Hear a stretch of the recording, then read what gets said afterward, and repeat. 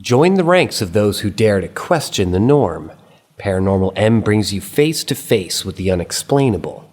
Subscribe and turn on notifications to be part of our community of truth seekers and witness astonishing paranormal encounters. Dog sitting gone wrong. It's been a while since I've experienced any paranormal activity in my life.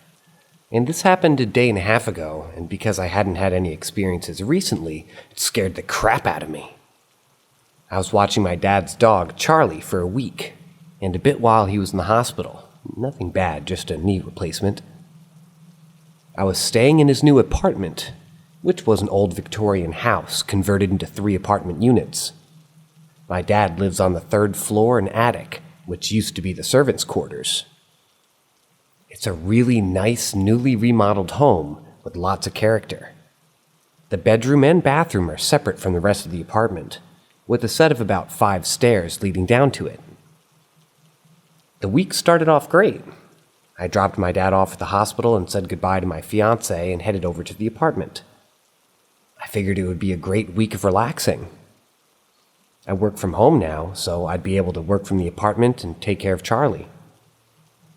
Charlie is a big golden doodle mix, about 12 years old now. He's a gentle giant who loves taking naps on his heated bed. The first few days I could hear creaking, scratching, and banging at night, but I chalked that up to the house being old and just it being noises. Charlie didn't seem too bothered, so it didn't set off any alarms. My fiancée came over on the 3rd day to help me clean up the apartment. My dad is recently divorced, so he doesn't have a great grasp on personal hygiene or cleanliness. We set to work and started moving furniture to vacuum, mop, and started sanitizing the kitchen and bathroom. Halfway throughout the cleaning, Charlie started to get unsettled. He had been fine up until this point, but he was now just anxiously pacing the hallway in front of the stairs to the bedroom.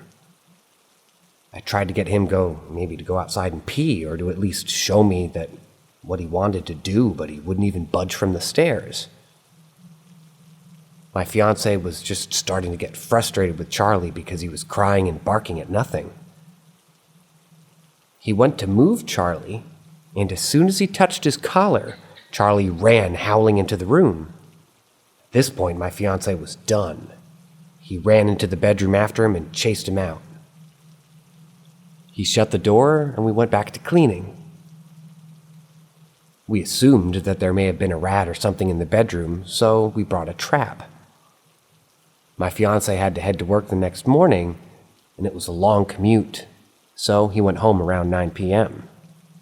I was still in the kitchen prepping some microwave meals for my dad for after he got back, and Charlie still hadn't given up on the bedroom and was scratching at the door. I took him for a walk so he would settle down, and when we got back, he gave up and went to sleep. I decided to just head to bed too because I was exhausted. I was on the pull-out couch in the living room, so I set up some TV to watch while I fell asleep. I woke up around 2:30 a.m., desperately needing to use the bathroom. I was a bit hesitant to go into the bedroom after Charlie's reaction to it. I didn't need a rat running over my foot while I was peeing. So, I uneasily relieved myself and went back to the living room. When I got back, the TV was off. I had left it on, and it had been on when I went to the bathroom. I went to turn it back on, and I could see the outline of someone on the TV screen. They moved behind a wall as I watched, and I freaked out and ran to the bedroom to call 911. I thought for sure someone had broken in. Charlie was barking loudly at this point, and I'd let him into the room with me to protect him. The police got there in a few minutes, but honestly, it felt like forever. I explained everything to them, and they searched everywhere. There was no forced entry, no footprints, nothing stolen or broken, and no evidence of anything. They left an officer parked outside the apartment complex for an hour after the incident. I was able to sleep a bit after they left, but only with Charlie on the bed with me and the TV on. The next night was the last night I was able to stay there. I woke up around 1:30 a.m. to scratching on the bathroom door. It sounded like Charlie had trapped himself inside. I went over to the door and flung it open, expecting Charlie to run out. There's nothing behind the door. It was the bedroom. He wasn't in the bedroom, and the scratching had been occurring only a second before I opened the door. I checked the bathroom. Nothing. I turned around and saw him anxiously sitting, watching me from outside the bedroom door. I walked toward him just as the door swung shut slowly from the inside. It was black in the room, and I was terrified. I ran for the door and opened it quickly and almost ran into Charlie. I grabbed my things quickly and got Charlie all packed up and threw everything in the car. I had forgotten his leash, so I went back into the apartment. I could have sworn that as I was leaving, I could see a person in the TV screen again. I said to myself, screw my landlord's rules about no dogs. There was no way that we were staying in there anymore. My fiancé thinks I'm overreacting and isn't really too happy about having a 120-pound dog in our home, but I couldn't do it. I talked with my dad the next day, and he said that he's never had any experiences in that apartment, but that Charlie has really never liked the bedroom or the hallway leading to the bedroom, which is where I saw the person. I told him I'd never stay there again. Charlie is very happy here with us until, my dad gets his things out of the inpatient rehab for his knee, and my fiancé can suck it up for 3 more days. I'll still have to go over to walk Charlie, but I'll never go back inside. It's been a while since I had experienced any paranormal activity in my life. This happened a day and a half ago. Because I hadn't had any experiences recently, it scared the crap out of me.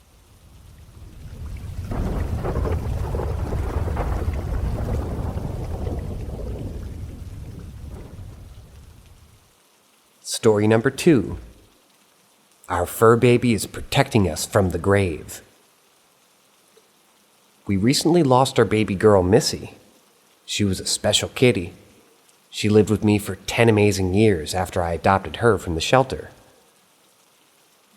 Her old owner had passed suddenly in the home with her when she was 6 years old, so she had a hard time trusting me at first. It took almost 2 full years to get her trust in me enough to pick her up. Despite how difficult it was to get Missy to warm up to me, she was so loving. After she did finally warm up, Missy was a cuddle bear. Even if she didn't want to be touched, she always wanted to be in the same room with us. She slept on the bed every night, sort of took over our laps whenever we were sitting, and constantly would pat our heads and play with our hair. Missy was fiercely protective of us, too. Anytime we were in pain or sad, she would find a way to cheer us up. She was clumsy, so it wasn't too hard to make us laugh. The night she passed was the hardest night of my life. Her heart failed from an infection that we had been treating for a few weeks. We decided then and there to save her from more suffering.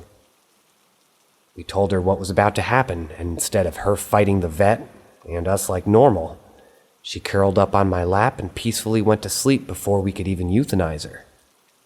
She went out on her own terms, in her mama's lap, sleeping peacefully. That night we noticed that all the paranormal activity that we had been experiencing was silent. Nothing happened.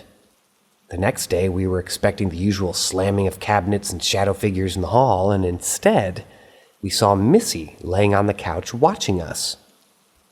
That night we woke up to some rustling sounds only to feel her jumping on the bed.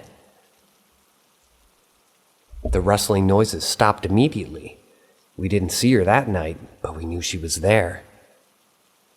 The activity's been at a standstill for almost a week now.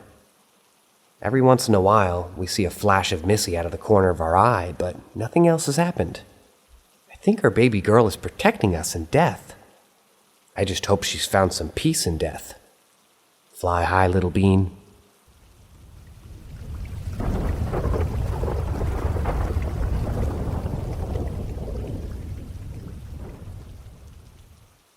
Demon in the Nursery. Recently, I was asked by my cousin to babysit her 3-year-old daughter and her newborn. We'll call the 3-year-old JJ and the newborn W for the purposes of this story. My cousin and I are very close, and I was even a bridesmaid in her wedding. JJ loves me, and we always have such a good time together. My partner decided to stay at our apartment for the weekend while I was away at my cousin's. My partner and I have experienced many changes recently, including a new house, new jobs for both of us, and the loss of a close family member. We've also been experiencing an escalation in the paranormal activity happening at our new home. It had been quiet when we moved from our apartment to the house, but in the last month, it's gotten far worse. Grief and changes in schedules can increase activity, or so I've heard. So getting out to babysit was a welcome change. When I first got to my cousin's apartment, everything was great. We caught up over tea as the girl slept for an afternoon nap. Cousin headed out around 3 p.m. and would be gone for 2 nights. She was worried because this was the first time that she had been gone away since she had JJ. JJ was done potty training. W was 4 months old and bottle fed, so I reassured her everything would be totally fine. Her ex-husband would check in once on a Saturday to take the girls for lunch, and I was pretty experienced in babysitting. The night after dinner and bottle feeding was done, everyone was changed and in bed. I sat up to watch some TV. I popped on some Narcos and fell asleep sitting up.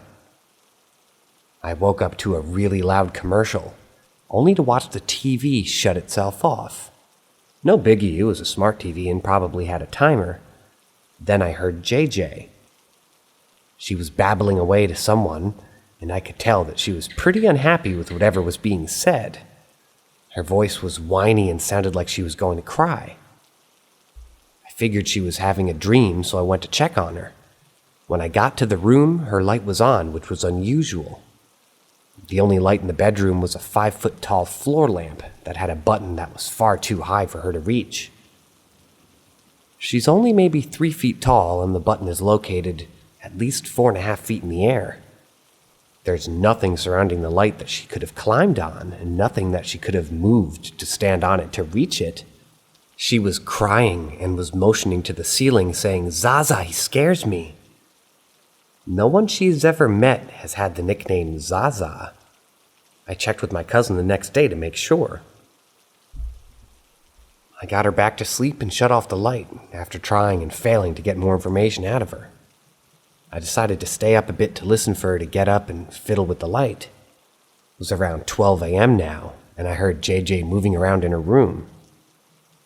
I heard something scrape across the floor and thought, "Ha, gotcha." As I ran to the bedroom, I opened the door and saw darkness. JJ was fast asleep with her face smushed into her plush toy. Nothing in the room had been touched. I freaked out a bit thinking that I was hearing things when I heard W start to cry. I quickly closed the door so JJ would wake up. W was absolutely inconsolable. She kept staring at the ceiling and crying so hard that she could barely breathe. I saw in the corner of the room that her nursing chair was rocking back and forth, and it was in the middle of the room instead of against the window. I moved it back and stopped it from rocking and quickly grabbed W. We went to the kitchen, and I just held her, not knowing what I would do. I fell asleep on the couch with W and a baby bassinet next to me, and woke up with JJ sleeping soundly next to us. That whole day I took the girls out and had some fun with them at the park, library, and a parent-toddler group. Their dad came to pick them up, and I asked them about what had happened the night before. He knew that our whole family had had experiences with the paranormal for most of their lives, so he said it might be just a close family member who passed, just checking in with us. That put me at ease and let him take the girls to lunch. I used the time to clean up the apartment so my cousin could come home to clean the place. I then took a shower to wash the child's stickiness off myself. This is when I realized it wasn't my deceased family member. The family member who had passed away wasn't vicious and would never play a prank on someone if they knew that it would scare them. While I was in the shower, a hand visibly touched the curtain and smacked it before dissipating. I cried for 2 hours until the girls came home and sat on the balcony. The whole time. I was seriously contemplating packing everything up and taking them to my house. That night was pure terror, expecting something to happen every time there was a noise. I made up a bed for JJ in the living room where I was sleeping and brought the bassinet out again for W. I cranked the TV and kept playing the remote so the TV wouldn't time out. The girls seemed uneasy as well. Around 11 p.m., the girls were asleep when we heard the most awful scraping and dragging noise coming from the nursery. I told JJ to leave it and stay with me. I tried to ignore it, but it was obviously just trying to get my attention. I turned around for 2 minutes to grab W, and JJ ran into the nursery. I forced myself to follow after, and when I got to the door, I saw a shadow in the corner of the room next to JJ. She was trying to reach out and touch whatever it was and was babbling away about wanting mommy. And yes, I'm a good girl. As soon as she made contact with the shadow, I watched her ponytail swing back violently as if it was being pulled by someone, and she flew backwards onto her bum. She was screaming, I was screaming, and we both ran to where baby W was to grab her. I drove over an hour with both girls back to my home and to the safety of my partner. I took everything I could with me and called my cousin the next morning to let her know what had happened. She was crying and said that she had had some scary occurrences lately ever since our family member had passed. It only happens about once a week or so, but she has apparently been touched by this entity in the shower multiple times, has seen it manifest in the living room and the girls' room, and has had it skewing with the electronics in her apartment. It's been over 2 days since I returned the girls to her, and she's had no experiences since. The girls are doing well and sleeping throughout the night. I hope it stays that way. The fact that the entities in our lives don't even leave little children alone scares me. I want kids one day. I don't want a baby growing up being terrified by whatever entity has latched itself onto my family. If anyone knows who Zaza might be, please let me know. I have a feeling it's either a demon or a bad spirit.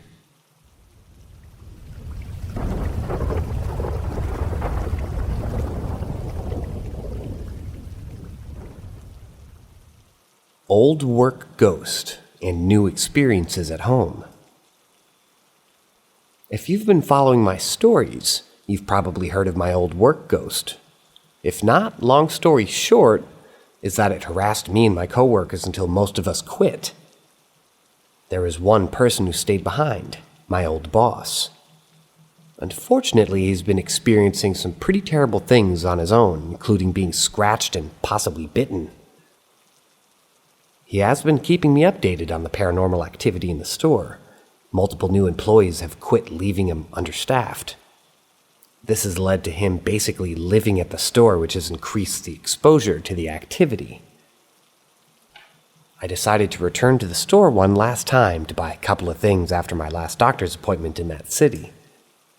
The first thing I noticed was that my boss, we'll call him H, was looking really tired and pale. H is normally very outgoing and happy. The second thing I noticed was the mess in the store. There was a brown liquid spill on each of the white cupboards next to the cash register, dust on every shelf, inventory everywhere, and half of the locked shelves were open. When I asked H about the mess, he just sighed and said that he couldn't keep it clean anymore because of the activity. Apparently, the ghost has been creating messes and leaks throughout the store. Every time H cleans, the ghost messes it up, so he stopped cleaning it completely.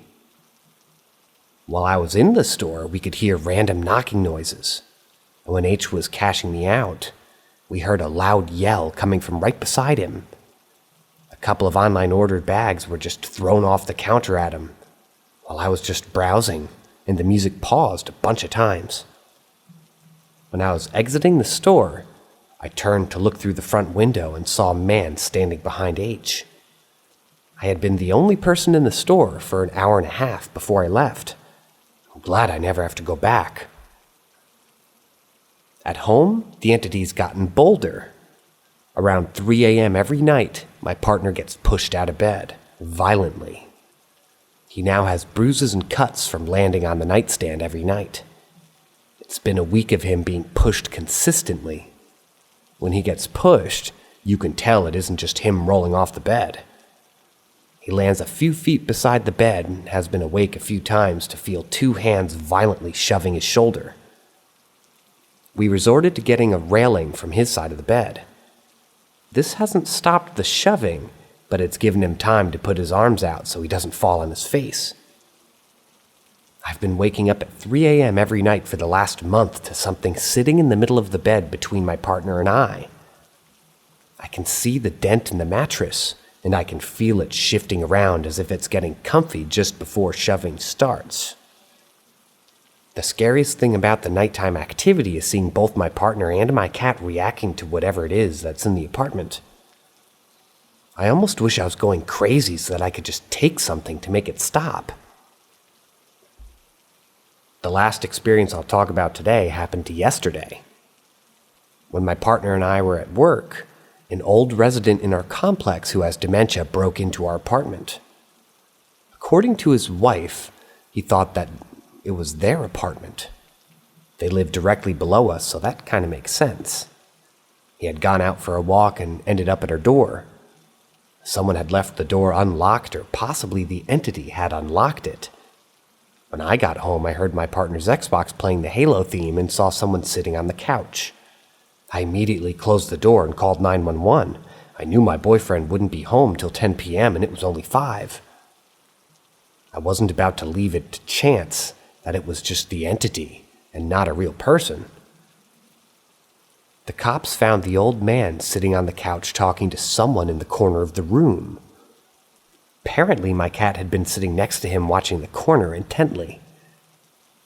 His wife came to apologize last night and said that her husband had been talking non-stop about the quote-unquote shadow man from upstairs before he had gotten into the apartment. She said that the man had been bothering him for a long time, and that now her husband was petrified of the ceiling in their living room ever since that he was brought back home. She kept nervously looking behind me while we chatted. I kept trying to pry information about the complex and its history from her, but she rushed the conversation. The fact that 3 people are now having experiences with the same entity is freaking me out pretty badly. Haven't been able to have them come cleanse the apartments since she's just had her second baby. I'm going to try cleansing the apartment tonight myself, but I don't think it'll do much.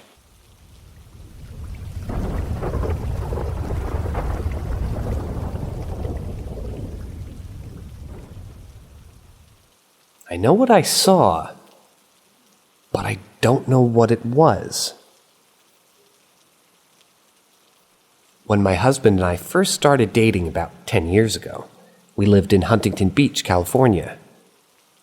This is a well-developed suburban area, typically upper middle class, and has no undeveloped places or open lots. Anyway, we were driving to the beach.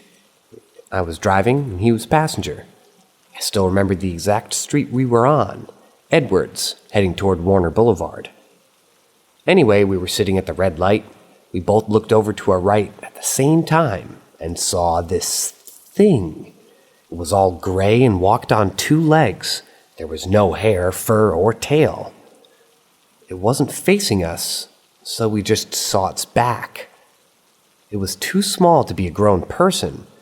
Instead, it was like as small as a teenager, maybe that. It wasn't wearing any clothing, completely naked. It was walking off the sidewalk and into the sewer systems, which were basically concrete V's that closed up into bigger and small enclosed tunnels. We both instantly looked back at each other, eyes wide open, and said nothing. We looked back, but it was gone. Traffic started moving and we drove through the night. I don't think we said anything to each other except, "What was that?" To this day, I asked my husband what he thinks it was. He'll nervously say that it was maybe a monkey or something trying to convince himself. But we both know that it was 100% not a monkey. Anybody ever seen anything like this in an urban area?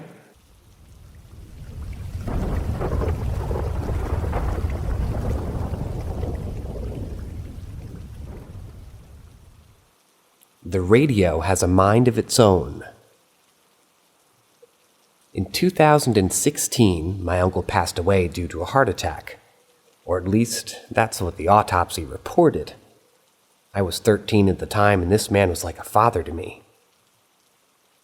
My biological father dipped as soon as he found out that my mom was pregnant with me. My uncle lived with my mom, my grandma, and me.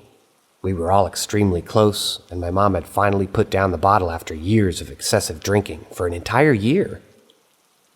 Her brother encouraged her, and it made her push harder. To be there for him and in her right mind. Sadly, it's the only way that she knew how to cope, so his death kind of triggered her to drink again. I'm not mad at her for it, I just wish that she had a healthier way to deal with things. My uncle suffered with depression, seizures, and some other medical conditions. Life was not going so smooth for him the past couple of years before he passed. I'm now okay with the fact that he's gone because he's probably at peace now, and that helps the grieving process. But here's my paranormal experience. It was about a week after he had died, and the household was feeling a lot of pain at this time. I had to find things I wouldn't normally do to distract myself. So I turned on a soccer game and got on FaceTime with my best friend. This is the weirdest thing. My uncle had a radio in his room. Not once did I ever see or hear him use the radio. Yeah, it was plugged into the wall, but like I said, I've never heard the radio be turned on. When the game reaches halftime, I decided to run to the grocery store and get a snack for the rest of the game. As I'm grabbing the keys in the kitchen upstairs, I begin to walk toward the front door, and this is when I hear the radio. The most random station was humming in the background, and I wasn't sure where it was coming from. I listened closer and realized it was coming from his room. I told my grandpa to come check it out with me, and in the dark bedroom where he died, the blue light displayed on the radio, and it was shining, and the noise just poured out of the speakers. I knew it had to be him because his death was extremely fresh. It had literally just been a week. This had also happened again when my family was in the room. We were just taking a look around and suddenly the radio turns on again. My grandma then unplugged it, and it's been off ever since.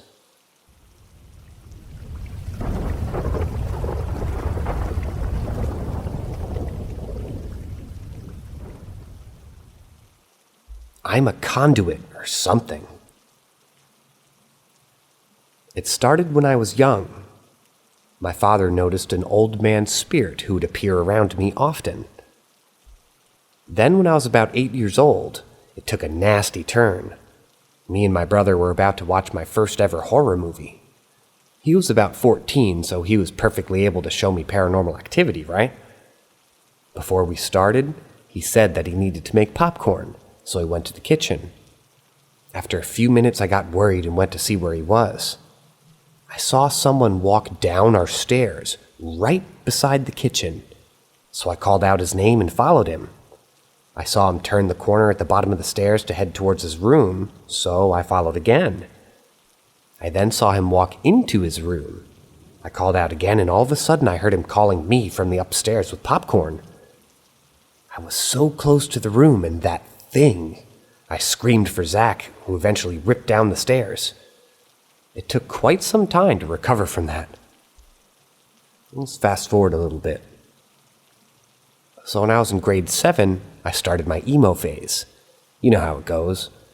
My buddies thought it was hardcore, so I decided to amp up the whole edgy thing. Started telling everybody I was an insane Satanist. Started carving unholy symbols into my body, all of which are still scars that I have. At some point, I wasn't even lying anymore. I was finding old rituals around grade 9 and started getting solid responses from certain rituals. I'd go on to do rituals with pals and prove spirits exist. Once we had a clear sentence, spoken to us clear as day. So I was kind of a cool person to have around, kind of like my own little form of magic. Grade 10 rolls around, and I've sort of stopped the whole satanic thing, but the spirits didn't stop. At first, we thought I had schizophrenia. I had kept seeing weird black shapes that would disappear after I blinked. Like a weird humanoid shape in my classroom that would disappear after a few blinks. So one day, my parents take my sister to her dance lessons, and I haven't had a schizophrenic attack in a while. I'm gaming with my friends, and I gotta go piss, so I head over to the bathroom. Straight across from the bathroom is my mom's room, and her bathroom. Her bathroom door was closed. I pee, and all that, and when I'm finishing, I start hearing a sound. It legit sounded like hell, like moaning, groaning pain, sadness, mourning. I step out of the bathroom thinking I'm gonna die. A person is in the house and I'm alone. As I step out, I notice the bathroom door in my mom's room is open. And then I look and see what I personally believe to be a Wendigo walking down my stairs. I know they only exist in the woods and shit, but maybe it was a stray or hungry. Had no fur, no antlers. I'm in Canada, by the way. It totally could have been a ghost, but I'm not sure. Looked whitish and fleshy and tall, like 8 feet tall. And it was looking for something. I waited till it had gone from sight and called my parents. I just barricaded it in my room. They rushed home, took my sister out to dance for the day, and we took me to the doctors. I wasn't schizo, they said, so I don't know what that was. Fast forward a few months, and my friends that I've shown some spirits to call me. His friend is possessed. She wasn't, or I guess she wasn't faking it. She did a lot of cocaine and didn't want her parents to find out. But we did a Ouija board at the cemetery, and I believe that's where the most prominent spirit attached to me. After that cemetery visit, the girl started acting entirely different, throwing up, seducing my friend in front of her boyfriend, legit flashing boobs and all. I instantly felt a presence after a few hours that we sent her home, and I forgot about it. Next, I did a thing for my friends and had some stuff move, guitars detune, whatever. Then I had an incident where I was on FaceTime with an ex, and on FaceTime we had something lock me in place and show itself to me while I was paralyzed, and she witnessed the whole thing. But now is where we get into current day, super weird things. I started dating my current girlfriend, soon-to-be fiancé, about a year and 4 months ago. I'm currently almost 19. We've been living together for 6 months. I moved in with her, and everything that's happened to me has followed. Whenever we argue about stupid small things, our door opens on its own. We hear the latch unlatch and see the crystal doorknob turn. It spooked us a few times, but always ends with an argument. Lights turn on and off. It's kind of normal for us now, but we had an experience that kick-started more terrifying ones. Many, many more. I was playing guitar with a good friend, showing him how I've improved. As I'm playing, the guitar starts to cut out. No biggie, right? I'm just using an old tube amp, that's kind of normal. But then it cuts out entirely, and through the silence, we heard a small child yell, "Hey!" at us, as if to grab our attention. Then the guitar started playing again. All of a sudden, sound was just turned back on. So we quietly left the room and talked about it with some people. A few days later, after my girlfriend's family patronizes me about how they're clairvoyant and connected to the spirits. Sure, guys, it's not like me, the literal beacon knows what he's saying. And how I'm not having an active imagination. I have another experience. I go downstairs to grab some weed and stand in a pitch-black hallway before our bedroom to text my girlfriend. As I'm texting, our door opens for me. As I turn to it, slowly but surely. I instantly tell her, and we're convinced something's up at this point. Then, as I was alone, playing some VR game, with no voice lines or dialogue, and as I'm trying to reload a gun, a magazine just randomly floats into my gun. I jokingly said, "Thank you," and heard someone very clearly in front of me in the room, "You're welcome." I ripped the VR off and thought I was tripping out, but I wasn't. The room door was open and was slowly closing. A few days goes by. My girlfriend is freaking out. She heads to work, and I hop on some VR again. Something happened again. Very scary, like seeing it, but it was traumatic, and I can't remember quite what happened. Shook me up pretty bad, but I'm pretty sure I felt it touch me. Saw its feet underneath my nose in the VR. I don't know, don't quote me on that specific one. When I visit my mom at her place, lights always flicker off when I walk by in front of her. She remembers all these stories from me, saying that I've seen something and I'm terrified. She believes something is latched onto me. And she also believes I can see the dead, even if they don't want me to. There's many more stories from us leaving mirrors facing each other for weeks and seeing weird things with that. Many of me being touched, my girlfriend being touched, and stuff being thrown and pushed in front of multiple people. There are also malicious stories, which I was going to write about while mentioning the cemetery, but I know even these mild stories won't really be believed.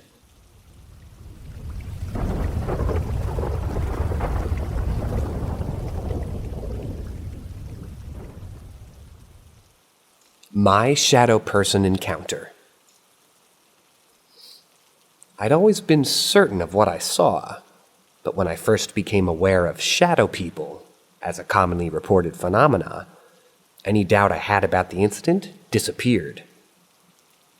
So many people have tried to tell me what it was that I experienced, and that maybe it was just a dream or simply brushed it off with that look that says, "This guy's either nuts or lying." And honestly, it's time that people start taking victims of paranormal visitation at their word. In an age where we're starting to wake up to the fact that victims of all forms of abuse deserve a voice and representation, it's sad to see so many people disregarded as mentally ill or quote-unquote confused just because their experience lacks an accredited scientific explanation. My experience was not as extreme as some that I've heard from others on various paranormal forums and podcasts, but it's definitely affected my life in a number of ways. And to have a source of so many anxieties and frustrations in your life disregarded as a dream or a fiction leaves a person feeling very alone, unable to really explore their trauma because the subject is so taboo, and very few people are willing to take your account seriously and help you search for answers. This is my story, and I assure you I have nothing to gain by bringing you a false account. I just want to put my testimony out there so that other experiences or experiencers can know that they are not alone and they are probably not crazy. There are things in this life that we don't really have a scientific explanation for, and humanity is not the only sentient intelligence that operates in this world. Beyond that, I really don't know a damn thing, but accepting that fact is the first step in beginning to fully understand the nature of this world, or any others that may exist. The first time I saw it, I was about 8, maybe as old as 10. I was living in a dingy little house in Clear Lake, Iowa, in what you'd consider to be a trashier part of town, and it was a small tourist town. My room was at the end of a long hallway, on the right side of the hall if you were looking toward it from the kitchen on the opposite end. Across the hall, the left side, was my toddler sister's room, and in the middle of the hall on the left was the door to my parents' bedroom. One morning I got out of bed and started moving toward the kitchen. When I was just about at my parents' door, looking toward the kitchen, the figure appeared. It sort of leaned into the hall from the living room, which was adjacent to the kitchen. It was a tall black figure, Black as in pitch black, but sort of smoky and hazy, like it was just a bunch of compressed black smoke molded into a human form. Everyone seemed tall to me as a kid, but this thing certainly seemed taller than my parents, who are about 5'5" and 5'6" respectively. The only distinguishable feature on the being were two glowing red eyes, just like circular LEDs on its face. They didn't really seem to be the size or shape of a human or of a human eye, but truly round and glowing brightly. This detail I'm sort of fuzzy on, but that's what I recall. From the moment it leaned into view, the thing was just watching me, and when I saw it, I stopped and watched it back. I wasn't exactly scared, but had the distinct impression that this was all that there was to do, to watch. I knew this was normal. I knew this wasn't something that I should be seeing in the real world, and I was uncomfortable. But all in all, the thing was non-threatening and didn't make any advancements on me. It just stood there for a minute or two and then leaned back out into the living room. I didn't follow it to see if it had disappeared. I just went back to my room until my parents woke up. I never quote-unquote woke up from this experience. My day progressed seamlessly into a normal day. I knew this was not a dream because I was very familiar with my dreams. I had constant night terrors in this house, but I'll get into that later. The point being, the kinds of dreams I had were more distinctly bizarre and surreal than this experience, and I always woke up with an understanding that what I had experienced that night was just a dream. This was not the case that morning. If I was dreaming that morning, then I'm still dreaming because I never woke up from that. The second experience was just as brief, but a bit more menacing. I can't say how much time passed between the two events, but this incident was in the dead middle of the day, in full daylight with other people in the house going about their daily business. My mother was in the living room, and I just walked into the kitchen and toward the hall.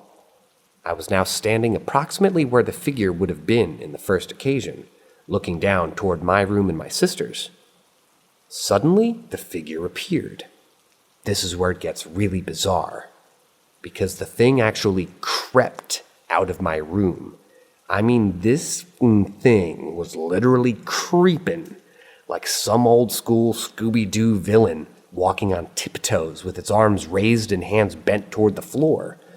If you get what I'm illustrating here, you probably laughed, because it was just as goofy as it sounds. It crept from my room into my sister's room, which is what really freaked me out about this event. The whole event was over in just a few seconds, moving in this bizarre manner. It had its head turned toward me the whole time. From the moment it crossed the threshold of my door, its eyes were already on me, as if to say, "Yeah, I'm here, straight creeping around your house, and there's nothing you can do about it. No one's going to believe you." I had already told my mom about the first sighting, and of course she dismissed it as a dream or an overactive imagination, so I didn't bring it up, but I was really scared that it had some sinister intention with my sister. I do remember her having some nightmares around this time, which I heard from my room, her crying to my mom about how the creature from the Black Lagoon, a movie we watched often in our household, was standing in the corner of her room. I asked her about this years later, but she doesn't remember any details on that. That's it. That's all I saw of this quote-unquote shadow person. But there's another element to my life at this house that I feel might be relevant to what I experienced. As I mentioned earlier, I was prone to night terrors while living in this house.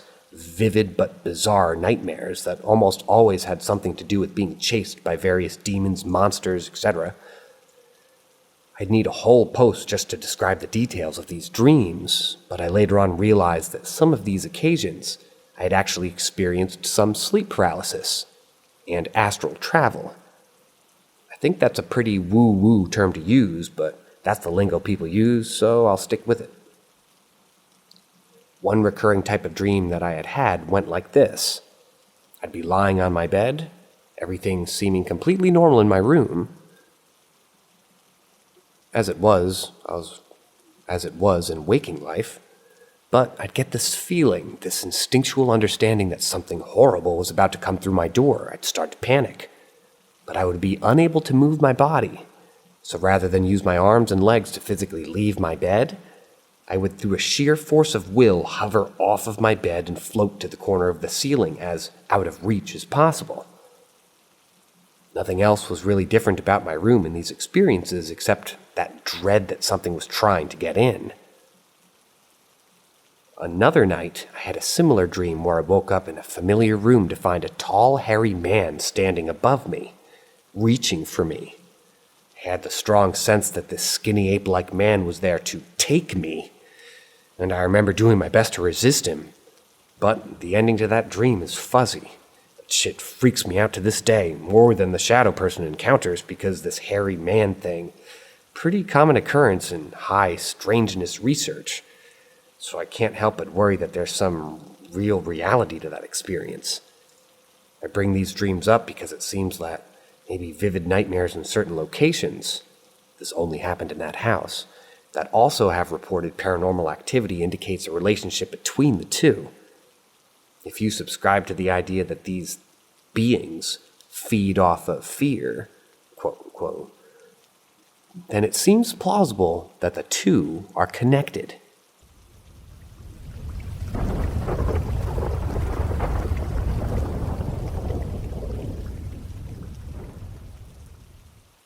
Sleep paralysis.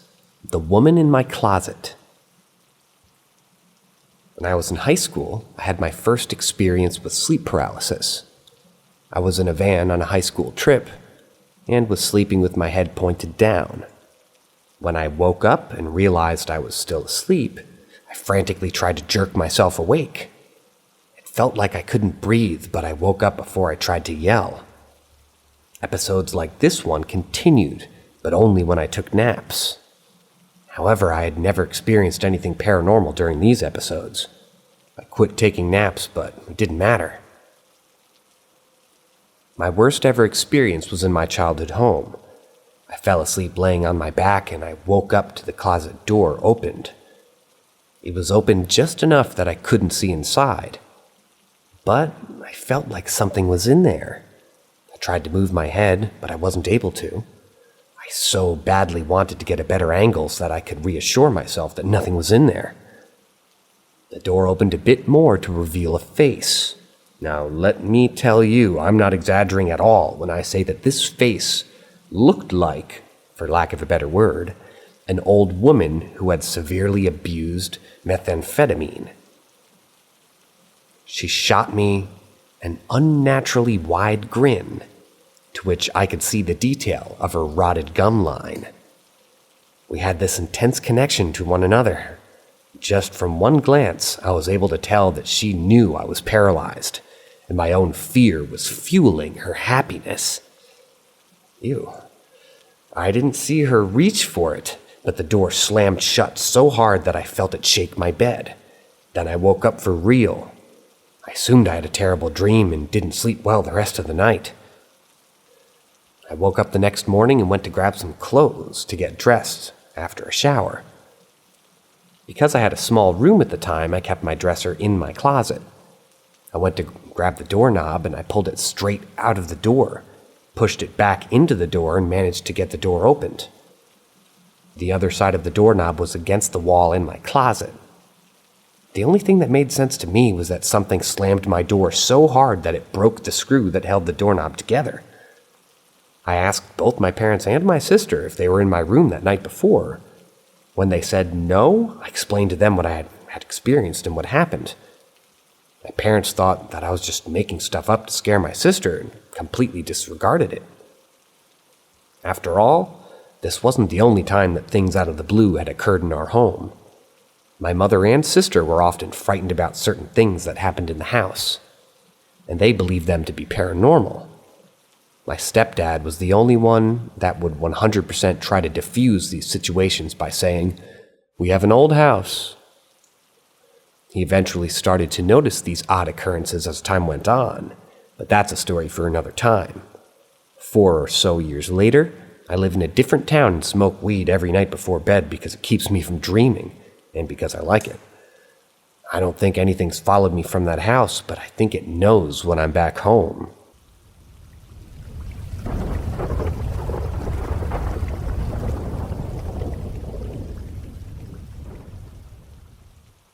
Strange occurrences, deliberately nonspecific. Firstly, many years ago now, I was attending college and sharing a 2-bedroom apartment with a friend. The woman who is now my wife was regularly staying in one of the bedrooms with me by the point of that time in this night. I had woken up in the middle of the night, roughly 2:30 I believe, but it was many, many, many years ago now, and looking up, I saw a shadow in the corner of the room that was in the shape of a man looking towards or away from the bed. The shadow was somewhat taller and narrower than my roommate, so I was sure it wasn't him. Not that he had ever spent time in my room, let alone in the middle of the night. So I reached over and made sure to have my hand on my wife to verify it wasn't somehow her there, and feeling her asleep next to me, I rolled the direction to grab the handgun from the nightstand. With the gun in hand, I looked back up to an empty corner. The initial strangeness passed almost immediately, and I simply placed the handgun back on the nightstand and went back to sleep. While in class the next day, it occurred to me that the corner adjacent to the wall was the only window in the room. Therefore, even if there had been a man standing directly outside that window, there'd be no way for that perfect head, shoulders, body-shaped shadow to project onto that corner. All the same, I concluded that it was simply a product of my own being, not completely awake in the middle of the night, until I got home and talked to my wife that evening. The first thing she said when I walked into the apartment was to talk of the strange dream that she had the night prior, and ask if I had gotten up in the night and gone to that corner for some bizarre reason. My response being I hadn't left the bed, but had seen a humanoid shadow. We concluded that she'd seen the exact same thing I had, only roughly 30 minutes further on into the night. Her being a confirmed believer in ghosts, she assumed that it was such. While I enjoyed reading and watching videos on the supernatural, I'd experienced no such things myself at that point, and still wouldn't call myself a believer in ghosts. We went about our evening thinking no more about the strange shadow until my roommate got home later into the night. Being a very boisterous individual, he walked through the door yelling, "You guys won't believe the crazy shit I saw last night," and proceeded to tell the two of us about the shadow man that he saw in the middle of the night, directly opposite the wall my wife and I had seen the shadow. We of course told him about having seen the same thing, and we all went, "Whoa," and I continued to think of it as a shared hallucination. As it happened, we had another friend who would stay one night a week with us, having only a single day with a morning class during the week. He would then head to his home about an hour and a bit away after class until the next week. He had done that a handful of times to this point, and had been there that night, but none of us talked to him again until it was time for him to come down again the next week. That next week, instead of seeing him, I get a phone call saying that he wasn't going to be staying the night with us from then on, having decided to simply wake up extra early and make the drive down the same morning of class. Somewhat put off, it took some prodding for him to eventually grudgingly admit that he had seen a shadow of a man standing at the edge of the kitchen, looking over at him laying on a futon in the living room the previous week, and was bothered enough that he didn't want to spend the night in the apartment ever again. That night he had seen the shape obviously, and it was the same night as the other three of us. I never had any other even remotely paranormal experience in that apartment, nor anywhere else. And that was for several years after this night. And despite every person I tell claiming it was a ghost, I again simply won't say that. In my mind, it was just the oddest of coincidences, a shared bit of half-asleep trick on the brain that we all experienced on the same night. And I don't know that any of us ever reported anything weird the rest of the time that we were at that apartment. The next thing, though, really bothers me. It bothers me to the point where I have to avoid telling people since it happened, and to my knowledge, my wife has too. A handful of years back, my family of 4 was in our SUV heading to my in-laws to let the kids stay with them for a while and give my wife and I a month alone, and this happened on the way over with all 4 of us in the car. We had been driving for a few hours and had stopped for a bathroom break and a soda, and we were sending my parents a text message to update my parents on the journey right before pulling back out of the parking lot and onto the freeway. We were due to change roads in 10 or 15 miles, with the interstate separating into a spur road via a large arcing overpass, going from the route that we were on to begin onto the new road. Chatting away with my wife after what felt like 20 minutes, I asked her if I somehow missed the interchange and all the associated signage because it felt like we had to have made a few miles already. As soon as she confirmed that she too didn't remember having passed that turn, yet we passed a sign welcoming us into the next state, not only had we missed the road that we were supposed to merge onto, somehow we were 40 miles or so away from that road. At the first exit we came to, I just pulled off the highway to go back over the situation. I checked my phone, remembering I had texted my parents right before getting onto the highway, and it had been 30 minutes since I sent her that text. I pulled up Google Maps on my phone to verify what I already knew in my mind, which was that we were miles from where we should have been, or ever could have been. Somehow, in a vehicle that won't even do 100 miles an hour, we've gone 60 miles in only 30 minutes.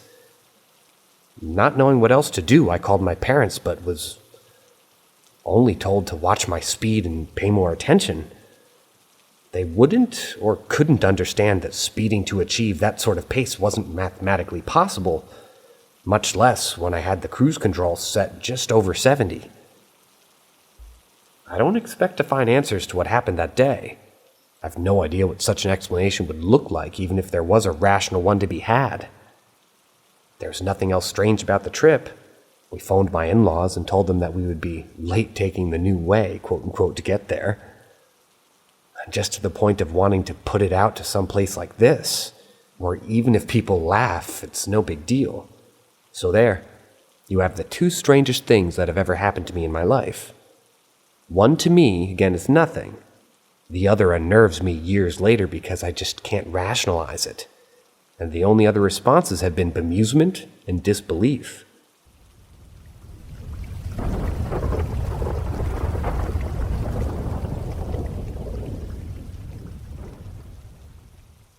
Getting recurrent nightmares and more. Even though I had some paranormal stuff happen when I was young, it's nothing that I would say really is. Although the real stuff starts from about 1 year ago. My mother, who's a Christian, was cleaning an old church and found some bottles of, I suppose, wine, dating from around 1500. I didn't really care, but one of them looked like a rum bottle. Being a lover of all the pirate stuff, I decided to keep it. Apparently, that was a big mistake. She had to go to work afterwards and left me alone at home for 5 days. The first one, I sort of heard footsteps all around the 3rd floor in the evening, being on the 2nd myself. At first, I thought it was my cat. But after closing my door, I heard the footsteps go down the stairs really fast and a loud bang on the door. I didn't fall asleep the whole night because I just couldn't. I wasn't even afraid and really wanted to just find answers, but thought it was better for me to just be careful and watch around me. I started getting chills and the room got stupid cold for the next 2 days. In the morning or the 2nd day, after things had calmed down, I went for breakfast. I could feel someone was here, but probably thought it was just my brain making stuff. While I was making my bowl of cereal, I saw my cat meowing at something, even trying to put his paws on it, like if someone was there. I remembered seeing an article on how the face recognition on a phone worked, and how it can see things that we don't because it also detects faces made by magnetic fields or some shit. So I did the stupid thing of using it, pulling out my phone and my photo app, there was a fucking face being detected right there, right where my cat was looking. In front of a white refrigerator, so no other reason for it to detect a face. Came back a few days after to check if maybe I detected some face on the fridge, did every angle, found nothing. I stood there, not moving. The kitchen got stupid cold too, and the chills were back. The square suddenly got bigger, implying the entity or whatever it was getting closer. Put my phone in my pocket, went really fast to the exit, took my dog with me and went for a walk. Coming back after about an hour, I opened the door to enter. I had COVID a few months back and still didn't get the smell back, but I could smell the worst frickin' scent of my life. This was a corpse smell, and living in the countryside, I'm used to having bodies of dead animals, so I know that smell. I immediately went to my mother's room, took some holy water, and kept that little bottle on me because I had another interaction. Then I took a few crosses I had in my room and put them next to my bed and my desk where I was about to spend the rest of my day. The room got less cold. I heard bonking on the ceiling multiple times and my door opened for no reason. Although I slept well, probably because I was feeling safe and just really, really tired. The next day came as the big day. I decided to look for the cause of it all, and after feeling how fucking cold that bottle was, I knew it was his fault. I'm sorry. I tried and think of how I could get rid of the entity in it. Okay, I think he's thinking there's an entity in this bottle that was cold. The text is brutal here. And went to take salt and more holy water. Putting the necklace with the cross I was offered by monks, I brought the bottle in my living room. I could hear sounds like if something tried to get up and go somewhere as fast as possible. Thinking the entity was probably coming, I put the bottle on the ground, threw holy water and salt on it. And not really knowing what else to say, I asked God for help and if he could stop me if there wasn't the right choice. I took the bottle and threw it on the ground. As it exploded, I heard like a gun being shot and got scared the shit out of. For the rest of the week, nothing happened. I told my mother, but of course, she didn't want to believe me. A few weeks later, as I helped clean the church out, the guardian of the place told me that his great-grandfather was killed during World War II in that church with a Sten, a German automatic gun during the war. There also were reports of an old man walking in the cemetery next to the church at night. Now, I don't know the relationship between a man being killed in 1940 and some bottle of the 15th century, but after looking up some videos, the sound of the Sten was definitely the sound I heard when the bottle exploded. To end this, I didn't get any more truly paranormal activity since then, but I've been getting recurring dreams of death. Mostly the one where I have a car crash and the other I kill myself. And possessions, having people being possessed in my dream and try to kill me. Even had one where I could feel the bite of something onto my neck when suddenly waking up, but it disappeared 5 seconds after. But worst part is that sometimes, even during the day, I suddenly feel someone watching me, always from the same spot in my room where there's a chair. I don't know why, maybe I'm just getting crazy, but every time I have nightmares, I feel exactly like I'm being watched, right as I'm getting up. So yeah, that's all. Although it's pretty long text already. If you have any idea on how all of it worked out and why the hell I'm getting this feeling in nightmares at least once or twice per week, just let me know. Also, if you think this isn't paranormal, I would still love an explanation of the different things. Because for me, if it's not something from another world, it just doesn't make sense.